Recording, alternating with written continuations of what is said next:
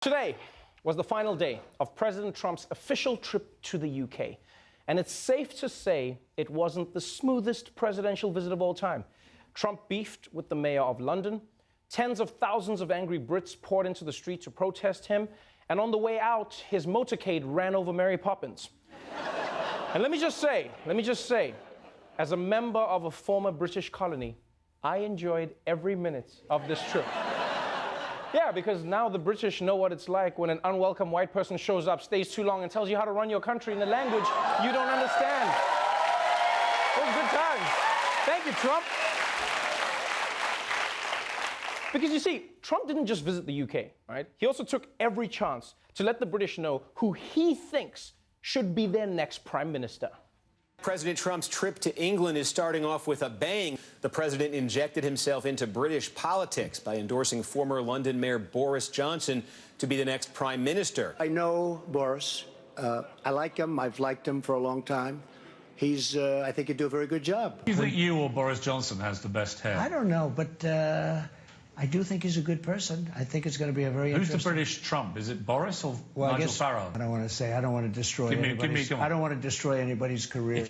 Oh, wow. That was actually a rare moment of self-awareness from President Trump.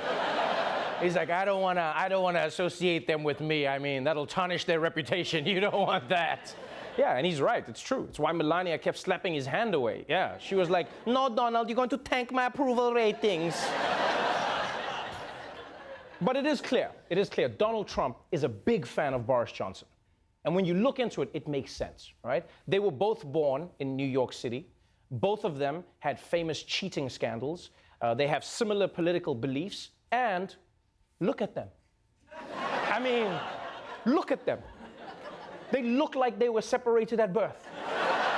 And I mean purposely, like separated at birth. Like the nurse was like, these two humans should not be in the same place at the same time. Send one to England, send one to the US, and pray they never meet. Another thing that makes them similar is that for years, no one took either of them seriously. And now, just like Trump, Boris is poised to become the leader of his country, which used to be a cool job, but thanks to Brexit is about as desirable as being Kanye West's social media manager, you know? It's just like, what? He said, what? No, delete. Jesus was not wearing Yeezys on the cross. No! But who is the man many have dubbed the Donald Trump of the UK? Well, we thought, why not get to know him in another installment of If You Don't Know, Now You Know.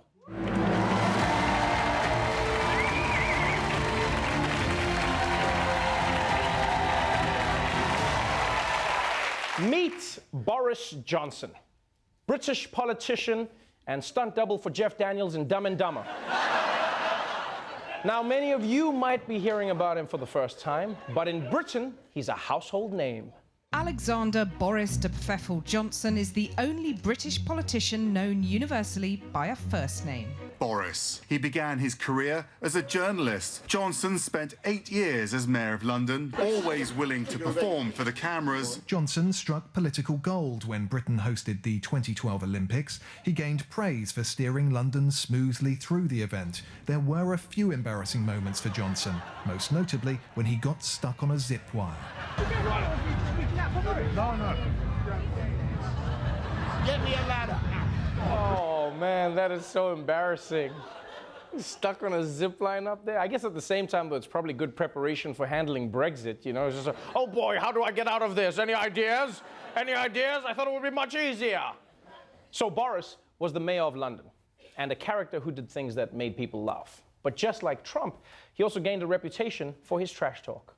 Boris Johnson has refused to bow to calls from all sides to apologise for saying women who wear face veils look like bank robbers and letterboxes. Johnson also blasted the president's decision to move a bust of Winston Churchill from the Oval Office. He called it, quote, a symbol of the part Kenyan president's ancestral dislike of the British Empire. He described Hillary Clinton as having, quote, dyed blonde hair, pouty lips and a steely blue stare, like a sadistic nurse in a mental hospital. This on President Putin. Despite looking a bit like Dobby the house elf, he is a ruthless and manipulative tyrant.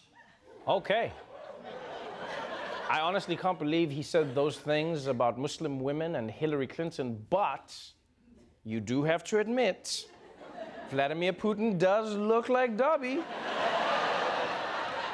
I mean, he does.